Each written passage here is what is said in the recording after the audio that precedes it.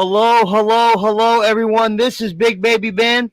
Judas Black here tonight, guys. And tonight, man, we finally got the man on here, the Polish powerhouse, Mario Pardua. How you doing tonight, brother?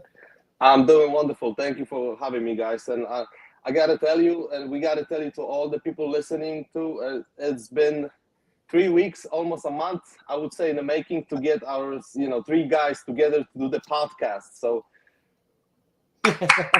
Finally, bravo. yes, there we go. Yes, that was pretty challenging, but yeah, we made it. I'm super glad, and I'm hyped up even. Absolutely. We like to kind of give the guest a little bit of time here at the beginning. We obviously know you got to start somewhere, and how you came to be where you are, and then kind of like share kind of what you're up to right now and the promotions that you are working with. So, well, Absolutely. So the long story short, for those who don't know, the Polish power, Mario Pardua. I was sitting 6-7 years ago at my little apartment back in Poland, and I just came up with the idea: how about I'm gonna move to the United States and I'm gonna fulfill my dream and I'm gonna turn my vision into reality, and I'm gonna become professional wrestler. And I was starting like literally saying, throwing that idea to everybody, to my friends, to my family. And after a while, everybody, oh, this is the guy who's gonna be in the WWE, because all people know in Poland is like the WWE when it comes to wrestling. And I just felt like after a while obligated that I actually have to do it, right? And a few years later, I came to the United States 2019. 2018 for the first time. I was working at the summer camp with the kids. And after the camp, I had to go back to Poland. And I already knew that it's just a matter of time that I'm going to be back on my own. I'm just going to move here. So yeah, surely a year later, I grabbed my girlfriend, current wife, and we moved to beautiful Chicago, Illinois. And the rest is history. And I started my, I would say, like, new life and my professional wrestling career, which was pretty challenging when it comes to moving to another country. I didn't speak the language the proper way and all those kind of things. And it was just, the rest is history. It was just beautiful since then. okay, all right. I mean, that's actually pretty amazing. You're actually the first guest that we've had on Wrestling with Bros podcast that actually came here from another country and started your wrestling journey. What promotions and things are you currently working with or have worked with in the past? You know what? Currently, I'm working a little bit. I do a little bit of work, not full-time work, a little bit of work with NWA, National Wrestling Alliance. I'm working with CSW, Chicago Style Wrestling, which you guys, of course, very well know. I've done some work lately with CCW, CCW Florida Coastal Championship Wrestling as well, based out of Florida, run by Nelio and Gangrel. And there was a couple of local promotions, more like Northland Pro Wrestling, Chicago NWA Chicago territories, which I was really grateful to be on since day one. We had I had really cool matches over the past 3 months over there, which I'm very grateful to. And yeah, there's a couple of more local promotions that I'm still working on. But to be honest, sometimes in order to get step forward, you have to take 2 steps back. Yep. And I'm in that state, in that zone right now. Okay. Basically, I'm just kind of preparing myself. What's the next big move? Okay. When it comes to wrestling, yeah, mostly, obviously, when it comes to wrestling, what's the next thing? What's the next thing I can do to improve or to get where I want to be? Okay, all right. So, there was one promotion in there that I don't think I caught. MCW. What's your thoughts and opinions about MCW? I was gonna say that MCW. MCW. Listen, tremendous work the guys were putting over the past several months. I was lucky enough to be there, I believe, a month ago at the show at Skydive Chicago. It was just tremendous. Like the crowd was great. The everything, the all the talents, all the setup. Nothing but greatness. And I can't wait to be back because I had a really good time and can't wait to be back. Heck yeah, man. We really appreciated you there. You know, we love the performance, man. You just brought the power in, and you know, you stuck it to them. But yeah, unfortunately, you know, we don't win every one. But you know what? You came there and you proved that you definitely belong with MCW. And I'm sure they, same as I would, we'd love to see you back there very soon. So, Big Baby. Are there any wrestlers currently on the circuit that you would love to work with? There was plenty of wrestlers, of course, but the in a circuit. You mean locally, Chicago, Illinois, or can I pick someone from Florida? Anywhere Texas, you want, anywhere you want to pick, brother. Anywhere I want to pick. Yep. Well, I would have to mention every person that I know in the wrestling business or the indies, but I don't think we got that much time, that much of a time. So I'm just gonna be professional and I'm gonna focus on the big league, which is WWE, which is who is the biggest guy in the WWE right now? Cody Rhodes. I would love to face Cody Rhodes for the title because that's automatically think everybody who is aspiring to be professional wrestler should say. Yep. Top. Yeah. Yep. And then I would go probably for The Rock. Then if Triple H, if Mr. H would love to have a match or retirement match, I would love to do one, of course. Absolutely, absolutely. You know, I'd love to see you in a good old match with one of my favorites, as you can see right here on the shirt, the Tribal Chief Roman Reigns. Chief Roman Reigns. Forgot to mention the big dog. Yes.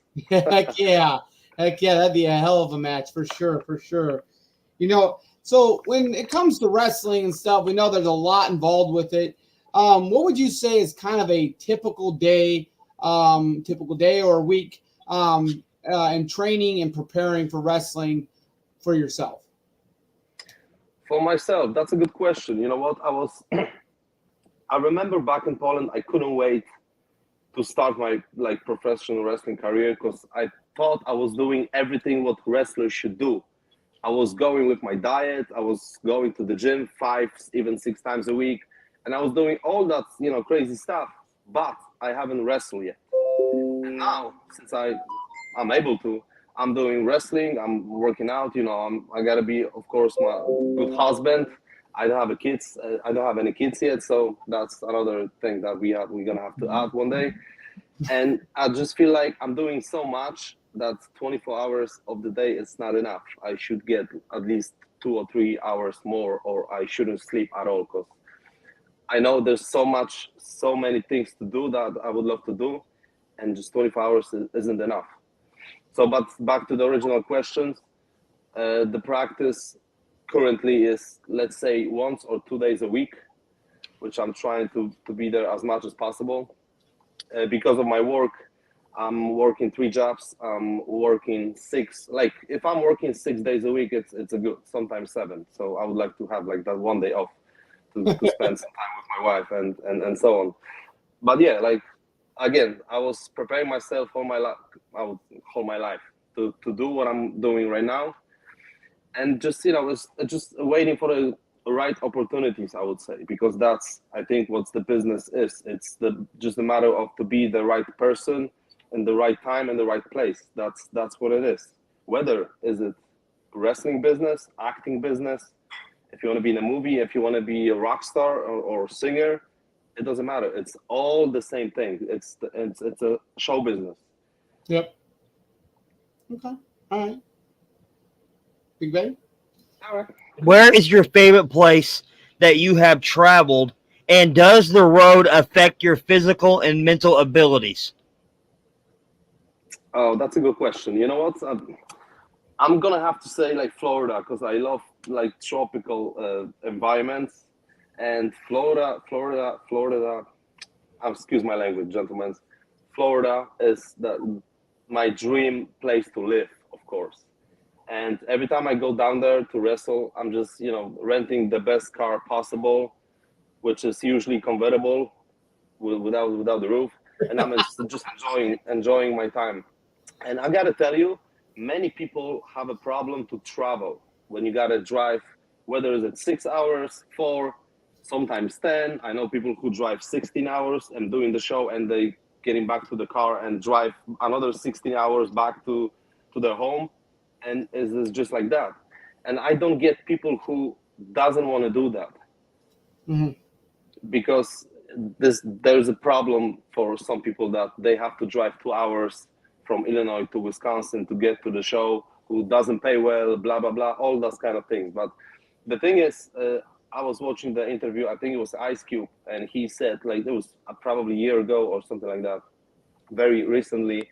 He said, if you're not willing to put 5 years into something without making even penny, you're probably not gonna make it.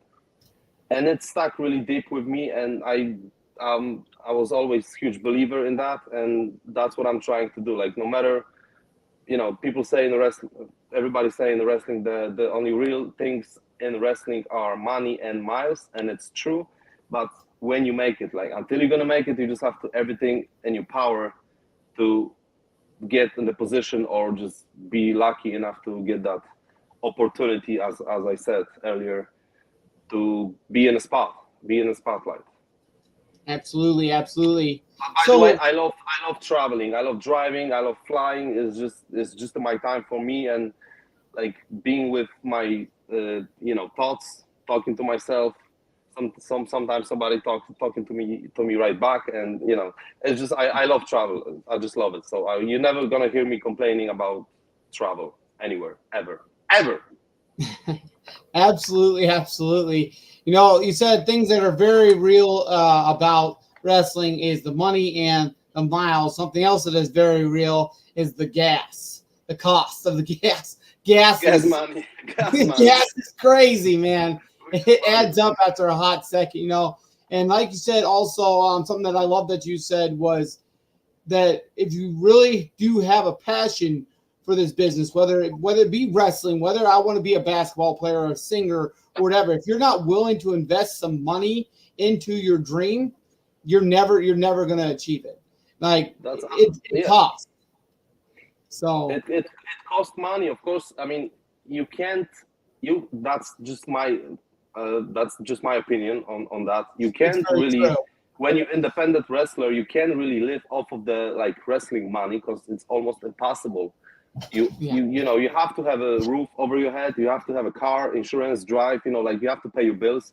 Whatever you have to do, many people struggle with it, but you just have to, like, work and make any money elsewhere. However, you're gonna do it, and it's just part of life. So, like I said, I'm working 3 jobs. I don't have a problem with it. I'm doing wrestling. I'm going to the gym, trying to go with my diet, hanging out with friends, taking care of my beautiful wife Agnes, and all those kind of things is just another Monday, another Wednesday, whatever. Is That's how I operate. So I think at the end of the day, like, something good come out of it eventually. Absolutely.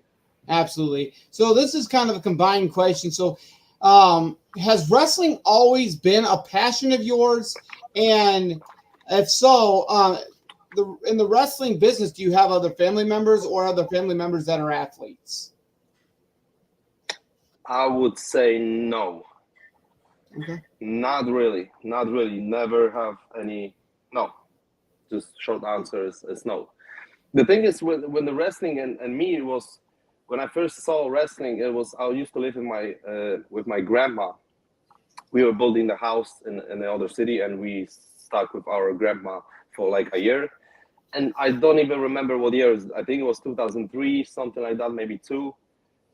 And I saw wrestling for the first time in the TV, and it was only like in the one channel for the whole kind of cable TV system.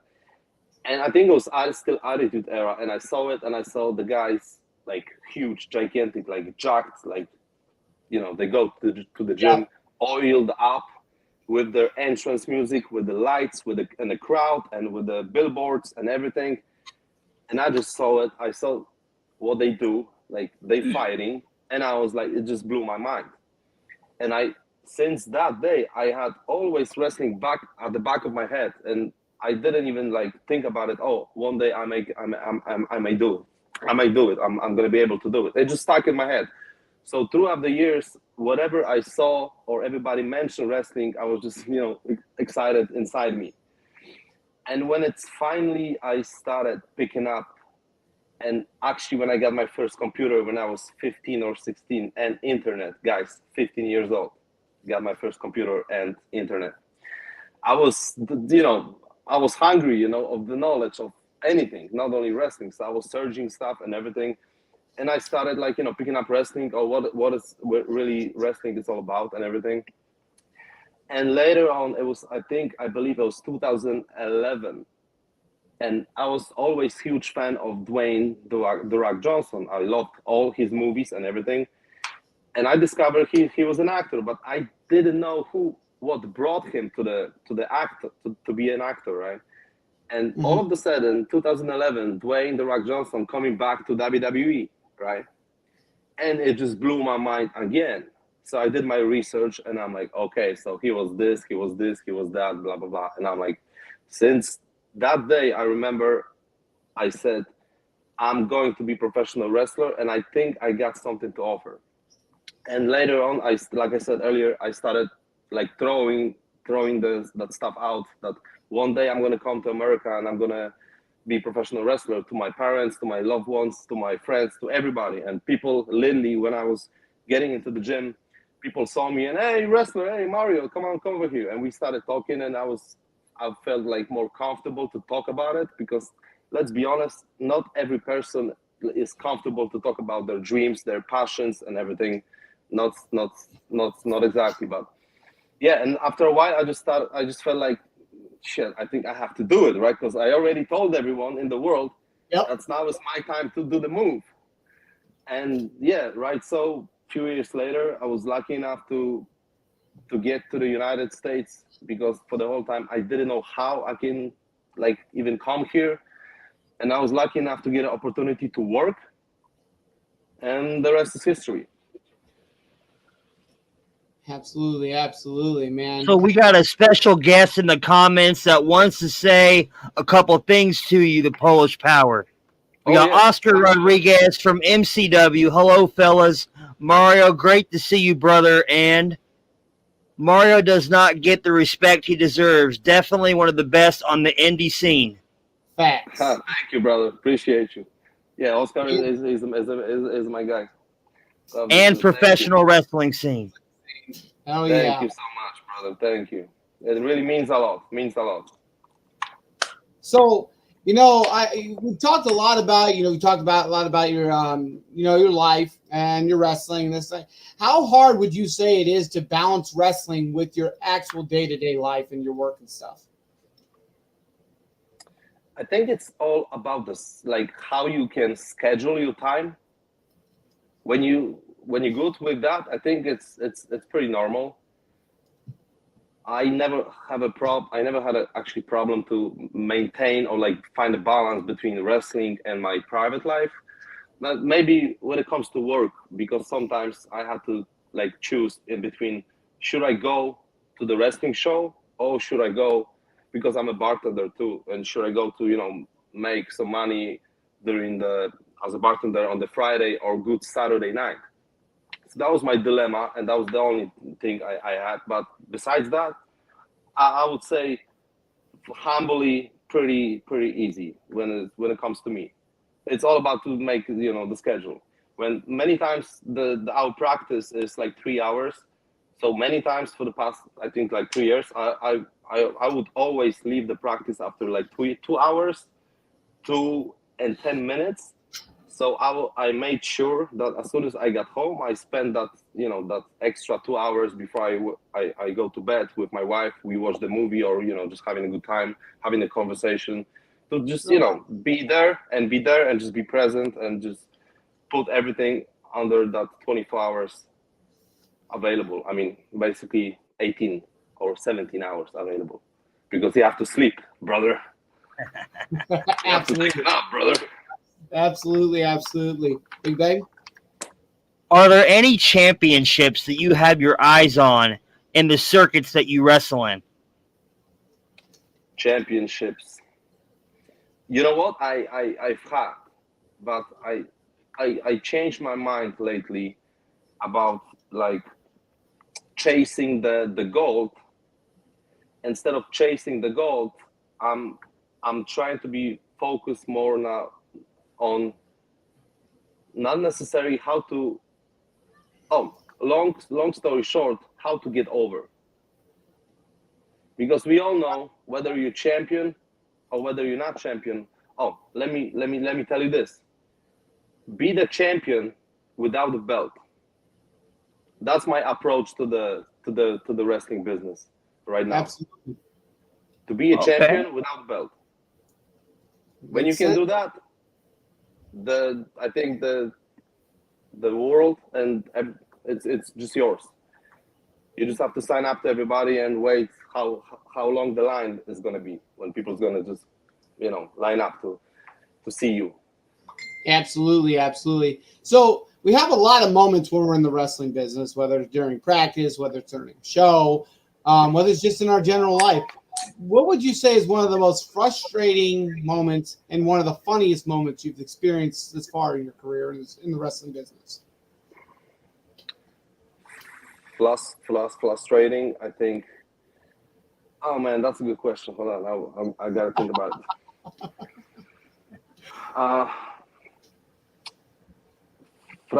Frustrating. I don't really think I have one.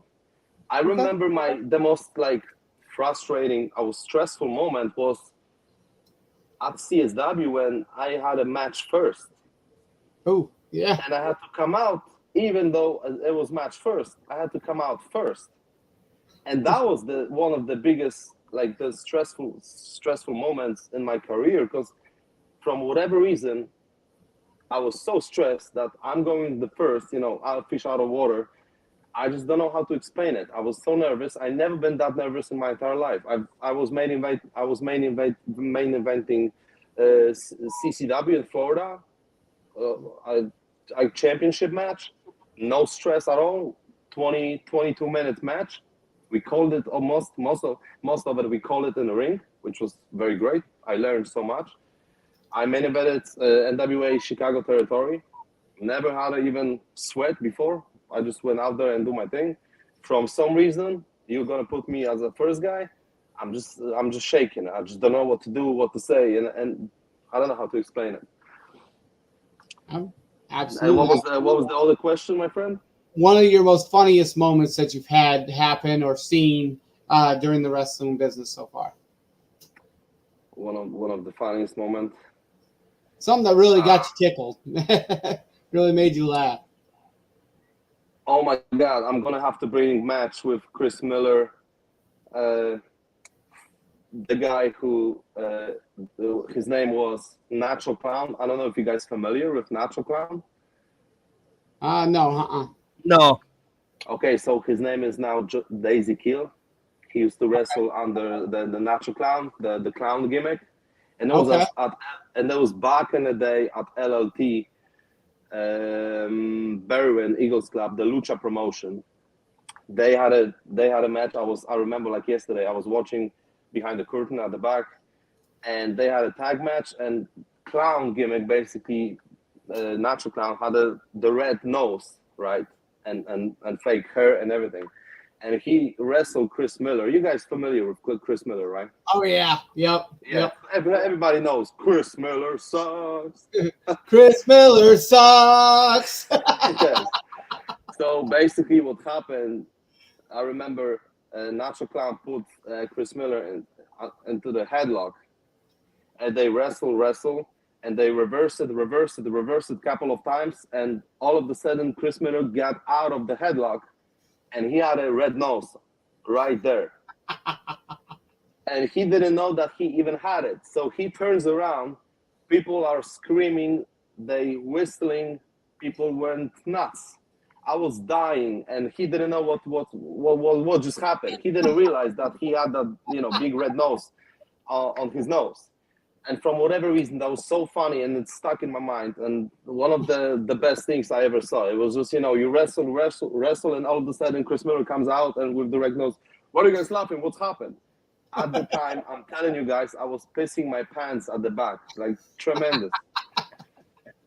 That was the funniest thing I experienced yet. Maybe it was something more funnier, but I honestly don't remember. My memory is is sucked because of wrestling. Well, if you can remember that, then it obviously was very funny, and it sounds like it'd be funny as hell too. So, I mean, I would definitely get a kick out of watching that. So, I believe that match is somewhere on YouTube. I will have to find it and I will send you over, guys. But I'm telling you, at the time when you were there, that was the funniest thing ever.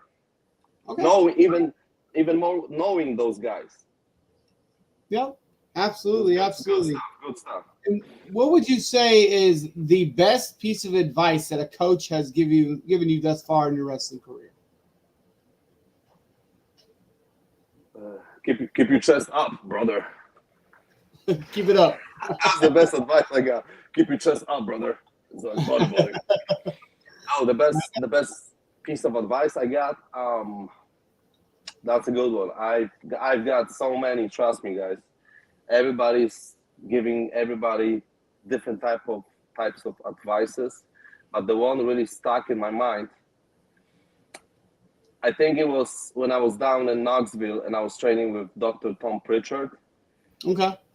And after the practice, he pulled me aside and we've been talking, and he told me that there's two types of people. The first type is the people who's going to say, I'm going to do it. The other type is, I'm going to do it, whatever it takes, I'm going to do it. Okay. No matter what, I'm going to do it.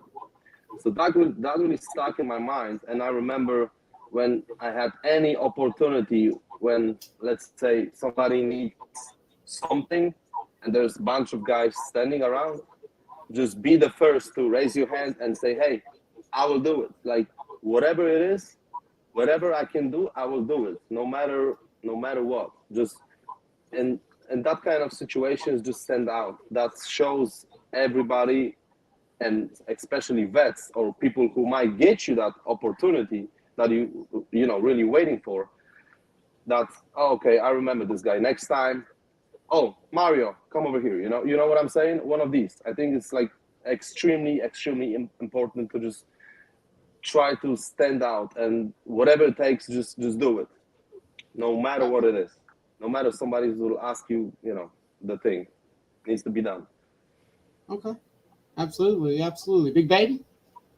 Does locker room morale affect a wrestler the night of the show? Is the locker room, what is it again? I'm so sorry, brother. Locker room morale. Does it affect the performance of a match for a wrestler? It might. I'm not gonna lie, it might, but it's not necessary. I think it's just up to the person's character. But I'm gonna tell you on my experience. For me, it was kind of difficult because, like we all know, I'm international. I'm Polish. So Yep. At the beginning, I didn't speak the language the proper way. And in order to be in a business or do anything, you just have to talk to people. And I remember I was so embarrassed that I'm going to say something wrong. Everybody's going to laugh. They're not going to take me serious, blah, blah, blah, all that kind of stuff. And yeah, I was just embarrassed. I didn't talk to anybody about the match, or we just called what we had to call, and we just went out there. And I remember for the longest time, nobody even talked to me. Like I was a kind of a ghost, but not because like people didn't care. I just didn't do that first step to kind of talk to people. Now it's way more different because I do speak language and I make a lot of friends over the years, which at the beginning kind of maybe didn't like me or maybe liked me. I don't know. Doesn't matter. Like Chris Miller. I remember when I started with Chris Miller, is one of those people who always giving you shit. You know what I'm Yeah. saying, when you're starting, and it was kind of like, I was always kind of taller than Chris Miller and bigger. Sorry, Chris, I'm a little bit bigger than you. And he was giving me shit all the time because of what I said. I didn't say it like properly for the wrestling or for the spot or whatever.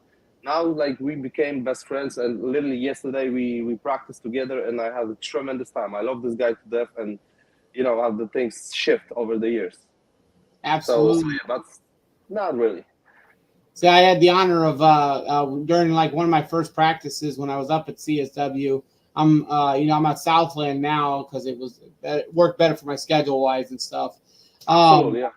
But one of my first practices at CSW involved delivering an RKO, and I had the honor to be able to RKO Chris Miller. That was fun. Oh, you RKO Chris Miller? Oh yeah, I did. I'm gonna give him a shit now. Yeah, I ducked the clothesline, turned back around, and boom, RKO. So, executed.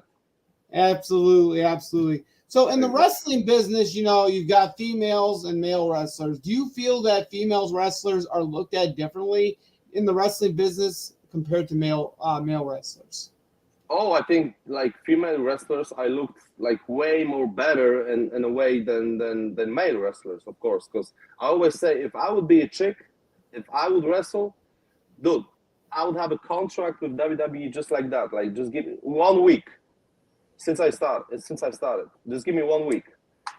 That's how easy it is. But from my point of view, and of course, I told that once to my friend, female wrestler, and she said, "No, this is not true. You know how hard it is to be female wrestler and all that stuff." But from what I see, it's much easier. I'm not saying it's easy. I mean, it isn't hard, but it's easier when you female than when you are a male wrestler. 100%. You guys agree on that? Yeah, I mean, it just depends on what part of the wrestling training and getting the chance to wrestle you're looking at, I guess, in my sense. It's how I would look at it. There's, of course, not as many female wrestlers that's male wrestlers, of course, but I think that's a huge advantage that girls can take off. You know what I'm saying? Mm-hmm. But yeah, I think it's easier than guys, 100%.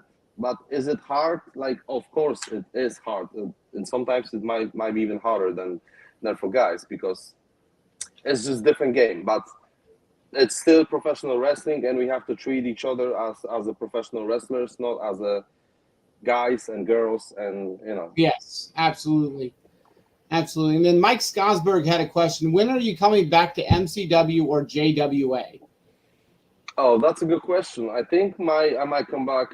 By the way, what's up, Mike? How you doing, brother? I think I might be back sooner than later, but to be honest with you, I don't know exactly when. I would have to confirm that with my people. Okay. My people, and I will as soon as I'm gonna know, I will spread the word to the world. Absolutely. So would you say there is like a specific skill to strength ratio when it comes to training or performing in wrestling? I think for sure, if you only going to the gym, it's not enough, because as many of guys has proved that don't work out at all, they matches or their flexibility or their movement in the ring is just tremendous. And it's not because they working out or they bake or they got tons of muscles.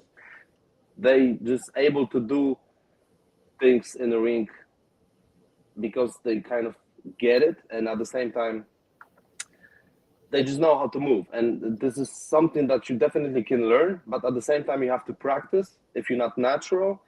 But at the same time, you just have to be stretchy, be flexible, and it's all about the timing.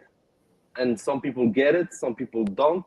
Some people might get it after like a week or a month. Some people I've seen and I experienced didn't get it after several months, like nine even months, 7 or 9 months. We've had guys who wrestle, who try to be get on the show, They got a few opportunities, but they just couldn't get it or make it, not make it. They just couldn't get it. The everything was so off, and they just couldn't improve it. You know what I'm saying? Because it is hard for people who think they come to the practice and they become professional wrestler.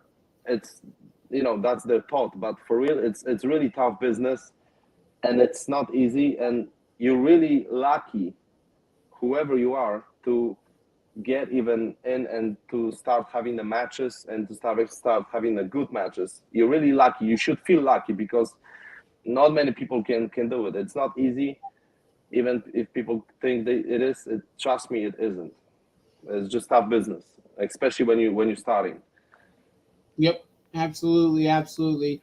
If you were to be a part of a chosen faction, it don't matter if it's WWE, AEW, wherever it is, if you or even one that's been retired, if you had the choice to be a part of a faction, what faction do you think you would have been a part of or would be a part of? I think I would be the right pick for Judgment Day. Okay. What do you guys think? A lot of people have picked that one. They say they think they'd be good for Judgment Day. And yeah, I think you could throw the right heel gimmick. Yeah, you fit in there pretty damn good. So I do agree. Yeah, I like black color and I like purple color. Okay. They got tremendous entrance song, which I love and I listen every single day. So I think I would be the right pick, but that means I would have to take over the heavyweight championship off of the Damian Priest's shoulders. Well, he's about to split himself from that. I don't think he would be happy about it. No, he's about to split himself from that faction. He made a comment on the last Monday Night Raw where he says, Judgment Day, I don't need the Judgment Day. They need me. And so I mean, there it is. He just said what is going to happen. Mario Pardua is coming out to the WWE. No, that's so funny. I'm like, by the way, what's going on in the WWE and professional wrestling, whether is it WWE or TNA, NWA, AEW, is just so amazing that literally like this year, 2024 hits, and every single week, every single month, people and fans have the best product that has ever been. Forget Attitude Era, forget any era. Like this, what's going on right now, in any company as a whole, professional wrestling is just tremendous. I can't stress it enough how good the product, the stuff is, and how even more like difficult is to get over or just get a job at any of these companies when it comes to get hired. It's extremely good. The stuff is extremely good. I'm gonna say it again, it's good, and it's tougher for the people to get in, which is good because we need competition. Competition is always good. Absolutely. For the business and for the people. Absolutely. Big Baby? Well, we've actually moved in that time of the show where we're going to have to say our goodbyes. This has been one awesome interview, and I can tell you, you are an impressive talent. I had a wonderful time calling your match live at MCW and watching you wrestle. So impressive. I've also watched other work. You wrestle at NWA and a few other places online, and I got to tell you, man, you got the it factor. Thank you so much, brother. It's really nice to hear that when someone like you guys, I mean, for someone like me who came from another country and do what I'm doing, it feels like really rewarding. I don't know if I said it right. It just feels so nice, and just thank you for the kind words, guys. I really appreciate it. Absolutely, absolutely. I do want to ask you, Mario, before we close out this segment. There was recently a new faction that debuted in the WWE called the Wyatt Six. What's your thoughts and opinions on that group? So, well, remember that guy who was standing in the corner, like the second to the left? So that was me. But I haven't talked to anybody about it. You guys feel privileged to announce it on the show. I'm the second guy to the left. All right. I was so curious about it because they've been teasing that for quite some time. And I just couldn't wait until it's gonna come out, especially after the documentary about Wyatt, Bray Wyatt, which was tremendous, by the way. I don't know if you guys seen it. Probably you guys did. Oh yeah. So I was crying my eyes out how good stuff it is and how hell of a person he was. And I was just waiting for that moment. They were teasing, and finally, eventually, this is like, I think that thing, if they're gonna pull it off, it might be even better than Mystique of Undertaker and his entrances and kind of his darkness in his that kind of side. I think it might be or will be or already is better than Undertaker stuff. I just can't wait to see more because that thing with the tape with Michael Cole and it's a movie era. It's literally they should go and produce that stuff in a Hollywood. This is so good, guys. I was just watching the WrestleMania XL, the documentary on YouTube. It's premiering live, I guess, right now. And I was like, right before we started the podcast, and I was screaming to my wife, "Baby, look at this! This is a movie. This is the stuff like everybody wants to see. This is crazy. What they're doing." And I got so excited, guys. Sorry. No, you're absolutely fine, brother. My favorite character in that group, I think, was the creepy Sister Abigail. That one just got me when she was the first one out. I was like, "Oh, this is gonna be good." That was scary. She was the most scariest person from all of the crew, guys. Let me tell you, she was creepy. That's for sure. Kind of reminded me of the Grudge kind of thing. Yeah, it's fun. It's fun because every single character of this group has like different role and stand out so well.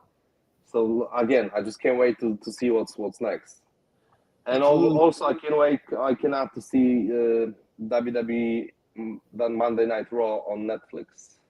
Yes, that's gonna be even better stuff. Like Mr. H said. Hey, I don't know if you've seen your little video clip thing. Your little video clip thing that I created. Your little video clip thing I created starts with like a little doom doom and a Netflix symbol before it shows your. Oh yeah. Yeah, I created that on CapCut. It was great. That was good. All right, Big Baby. Well, I'm Big Baby Ben. This is Judas Black, guys. This has been an exclusive with the Polish powerhouse, Mario Pardua. We appreciate you, man. We appreciate you coming on. Y'all have a great night, and it's been another amazing episode of Wrestling with Bros. Thank you